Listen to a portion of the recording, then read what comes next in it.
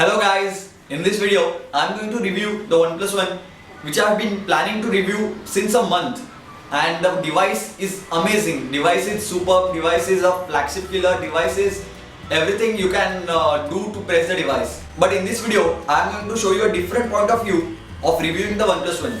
I won't be like dictating the whole spec sheet again and telling you that the device has quad-core 2.5 GHz of processor.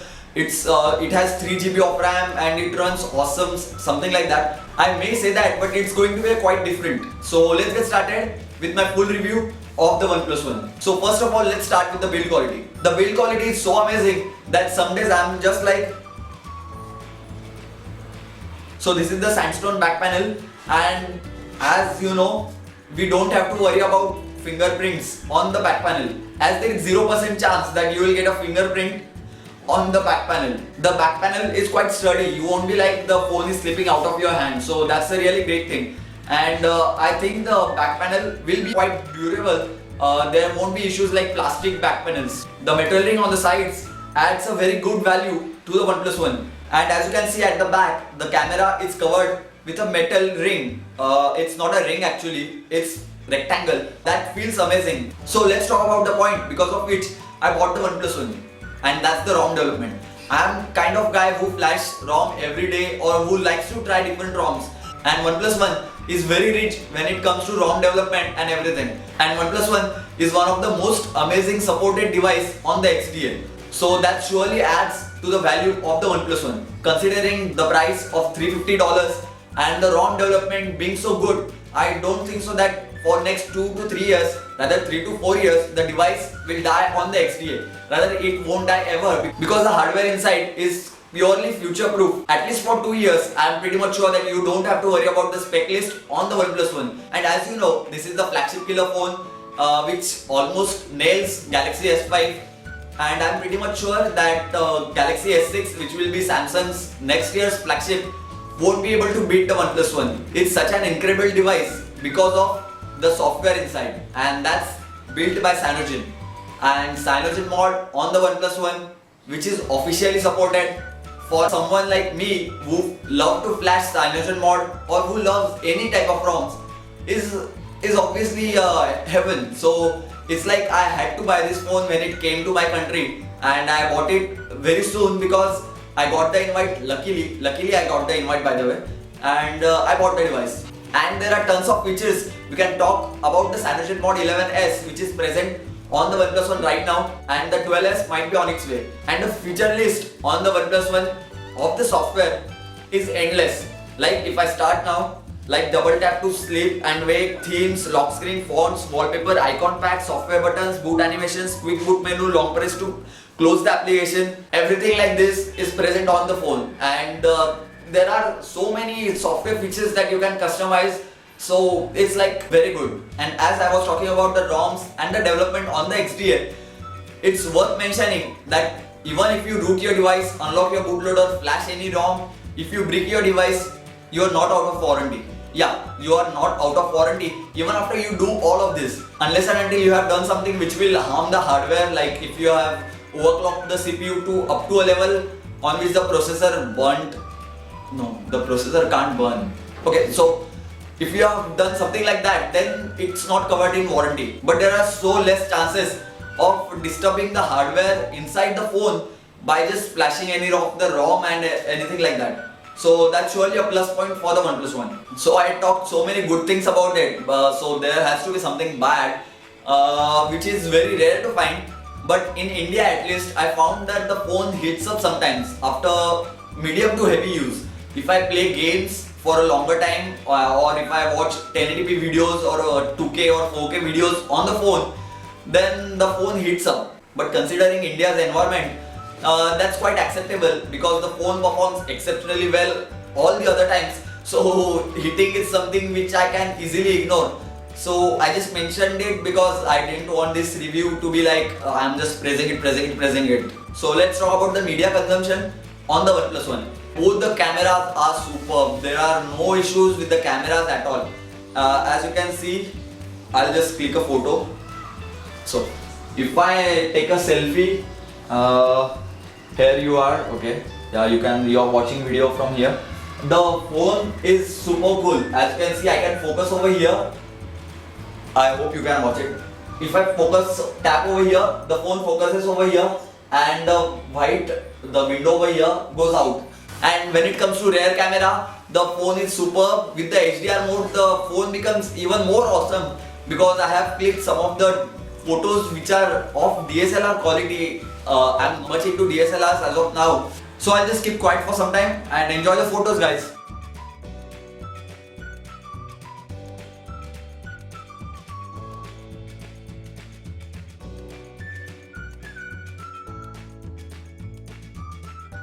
And one of the most top feature of the OnePlus One is that it can shoot 4K videos, which I think it's still a gimmick because there are no laptops or TVs which can support 4K or the displays which are having 4K resolution. That's a good value addition considering the 22,000 price or $350 price. And the storage option on the device is 16GB or the 64GB. But in India, only 64GB variant is released. So here I have the 64GB variant, and you will be surprised to know that when I bought or when I thought of buying OnePlus One after getting an invite, I was more worried about how to use 64GB rather than how to enjoy the OnePlus One.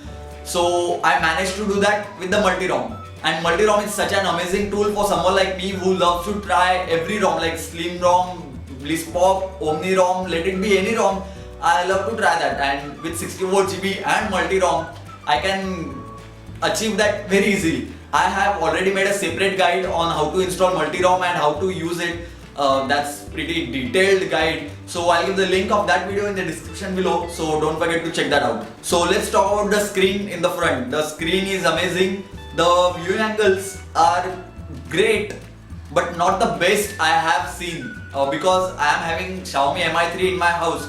And I personally think that Mi 3 has a better display and better view angles than the OnePlus One. But it doesn't mean that OnePlus One has bad view angles or the screen is not good. The screen is obviously very good. There are no issues with that too. And when it comes to speaker, the phone is not so good. There is no bass to the speaker. And I am a sort of person who will say the phone is good if the sound quality is awesome. Like on the HTC One M8, the sound quality is so good that even if I don't use the phone, I can say that the phone is good because the sound quality is good, because I am kind of guy who loves sound or who loves to hear songs. So on the OnePlus One, that's quite a downside. But considering everything else, again and again I'm saying this, considering everything else, the complete package, it's okay. No issues with that. And as you know now, the 5.5-inch display with 1080p, the camera can record 4K videos, 3GB of RAM, 2.5 GHz quad-core processor, and all this is powered by 3000 plus mAh battery. But when it comes to battery life, I don't even have to worry if I have charged my phone or if I haven't charged my phone, because even if I am supposed to leave for my college and there is half an hour remaining and I see that phone is at 20%, I don't panic, because if I put it on charging with the stock charger, then the phone charges so fast, like in half an hour it can go from 20 to 60 to 70 easily. There are no issues with that. And if you keep it for 1 hour or 1.5 hours, the phone will become fully charged. And if you have charged the phone to 100%, then you can get 2 days of battery life easily. Just see to it that you do not use it heavily, like do not play many games, because I have personally got 5 hours of screen on time easily, and 6 hours and 7 hours of screen on time is easily possible if you use custom kernels, underclock the CPU and lower the voltage provided to CPU. If you do all these things, then you can get 7 hours of screen on time easily, and see to it that you do not play heavy games. Although heavy games can be played easily, super smooth, there are no issues with any game. I tried the most heavy game on the Play Store, like any game. I even tried NFS Most Wanted. There is no sign of lag whatsoever. The phone runs smoothly, the graphics are rendered very smooth, and when it comes to normal gaming like Clash of Clans and everything else, the phone looks very amazing there too. So 100 out of 100, rather 200 out of 100 points for the battery life on the OnePlus One. So after so much of praise, now there's time for something which I didn't like about the OnePlus One, and that's the heating issue which I mentioned earlier. But that's quite okay, that can be ignored. And one of the important thing is that if I leave my phone right now and if the screen breaks, the cost to replace the screen is 12,500. It's around 200 to $10, and that's almost 60% of the phone. So that's quite unacceptable. But considering the $350 price with such an amazing specs, I can live that. And yeah, even after having CyanogenMod and supported by CyanogenMod, we didn't get the lollipop. The Moto G 2013 edition got lollipop and we didn't get the lollipop yet. Yeah, by the time you are watching this video, obviously we'll get the lollipop. But we should have got the lollipop earlier. But I know CyanogenMod must be working on the bugs and they want to release the bug-free ROM. But I don't think so that will be like they release CyanogenMod 12 and that will be bugless.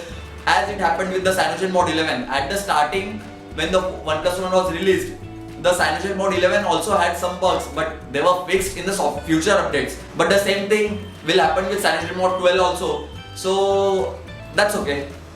I have said okay so many times. So this is it for this video, guys. Thank you for watching. If you like this video, then don't forget to give this video a thumbs up. And if you like this style of reviewing, then don't forget to leave that in the comment section below. I would surely love to hear about that. Because this wasn't something normal on which I'll show you the phone like this, then the phone will go like this, and then I'll tell you that it has 2.5 GHz of processor.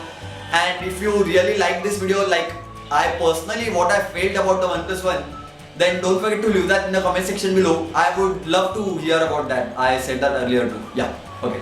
So thank you guys, thank you for watching. And if you haven't subscribed already, then don't forget to hit that subscribe button. And I have made already videos on the OnePlus One. I'll give the playlist link in the description below, so don't forget to check that out too. So thank you guys, thank you for watching.